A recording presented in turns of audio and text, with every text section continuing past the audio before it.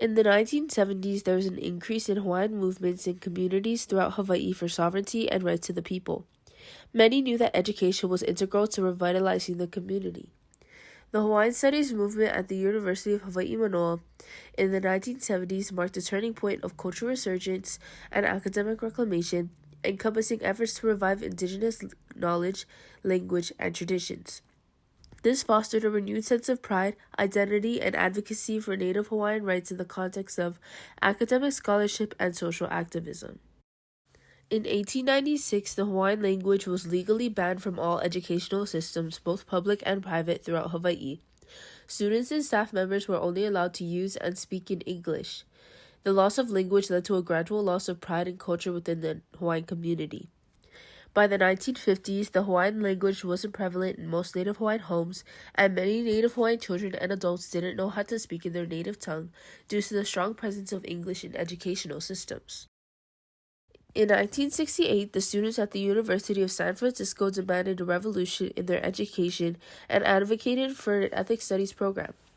Though students in the Third World Liberation Front came from different cultures, they believed they were united in their shared history of colonial and imperial oppression.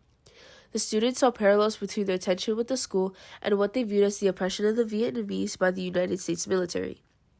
These ideas resonated with the University of Hawaii students, who began to realize that an ethnic studies program was necessary.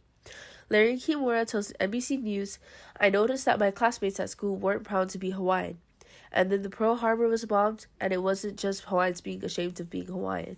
It was everyone being ashamed of being ethnic, of not being American enough. They needed a safe space and educational system where they were able to learn about other cultures and backgrounds, including their own. Hawaiians also saw this as a way to navigate their ethnic identity." The Red Power movement's advocacy for indigenous education also resonated. In 1964, Native Americans in the San Francisco Bay Area also established the Indian Historical Society to present history from the Native Indian point of view.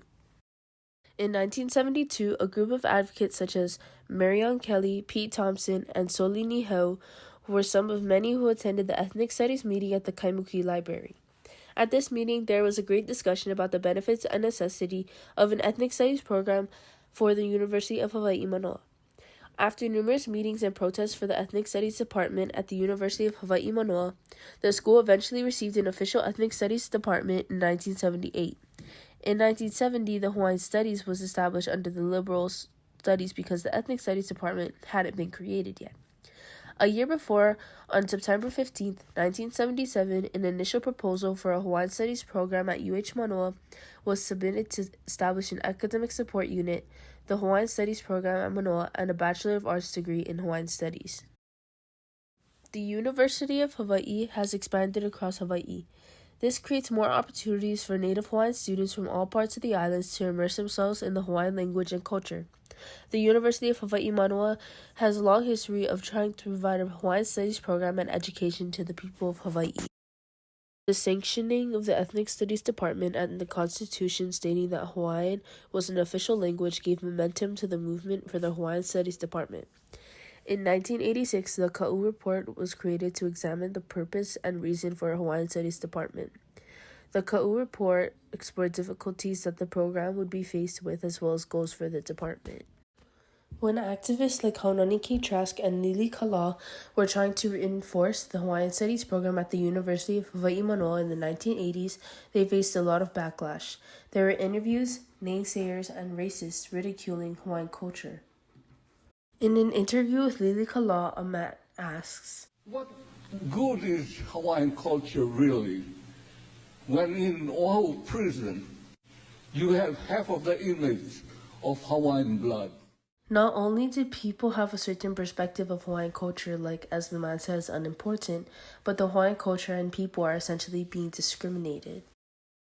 The sanctification of the Hawaiian Studies Department on November 15, 1985, created an opportunity for students to officially attend a school and program where they could study their own history and culture. Over the next 30 years, the Hawaiian Studies Department would create course offerings to allow students to immerse themselves in Hawaiian culture, language, and traditions. Not only would students learn about their history, but they would become stewards of the Hawaiian culture. The course offerings support the goals for the Lahui because the degree is flexible, and no matter if students graduate or not, they will have that ʻike kupuna instilled within them. Even though the information they learn may not possibly hugely influence their next career steps, the simplicity of having the education of Hawaiian history and culture is enough to support and lift the Lahui of Hawaii. On April 21st, 2005, the Board of Regents approved a master's degree in Hawaiian Studies and Hawaiian Language. This event marks an evolution of the Hawaiian Studies program and the advanced opportunity that it will give to the future generations of Hawaii and the impact it will have on Hawaiian education. The Hawaiian Studies Department at the University of Hawaii was a turning point for young Native Hawaiian students to study in their own ethnic background, culture, people, language, and more. Through this program, young Hawaiians and students at the University of Hawaiʻi Mānoa are able to reap knowledge from their kupuna, understand culture and personal identity, understand truths and values of their indigenous culture, and gain an understanding of who they are as Hawaiians. This program has helped Native Hawaiians in the past, present, and will continue to assist students long into the future. In fall of 2021, student enrollment at UH Manoa was 19,098. And total Native Hawaiian enrollment was 2,961. So, 15.5% of the UH Manoa population was Native Hawaiian. Many students who decide to go into the Hawaiian studies continue to give back to the community in various ways. Many Hawaiian studies students become teachers, and some are able to give back and teach the next generation of Hawaiian children. Portia Pu'ule Storm is a counselor at Kamehameha Middle School who graduated from the University of Hawaii studying Olelo Hawaii.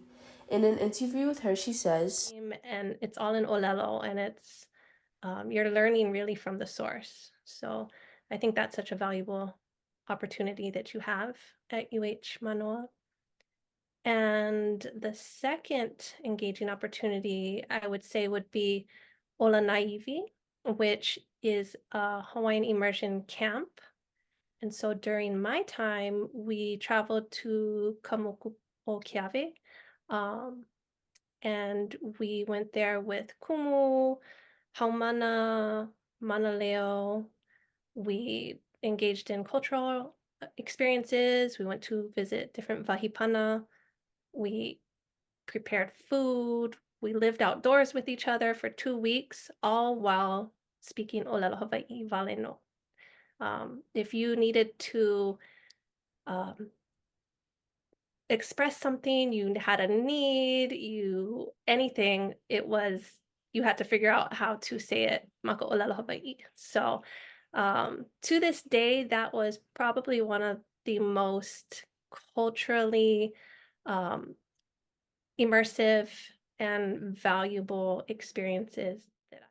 Portia's experiences at the University of Hawaiʻi Mānoa in the Hawaiian Studies Department is a true testament to the opportunities that the program provides and the impact it has to teach Hawaiians in their native language and through the Native Hawaiian perspective.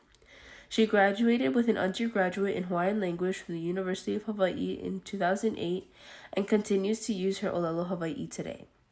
It is evident that from the beginning of the movement to what the department has now, the University of Hawaiʻi Mānoa has greatly benefited from the Hawaiian Studies Department, instilling a good curriculum, preservation of culture, and pride within the people of Hawaii.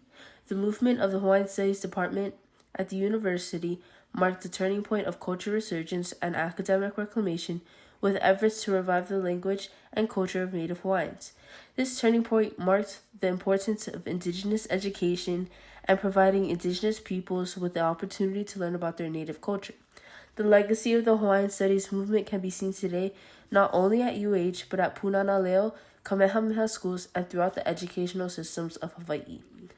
Without this crucial turning point, Hawaii would not know its history, and we would have become completely Americanized, with only an understanding of the history of a country that continues to suppress and minimize the people of Hawaii. This movement brings hope for the future generations and opportunities for them to learn about their native culture and history as well as language.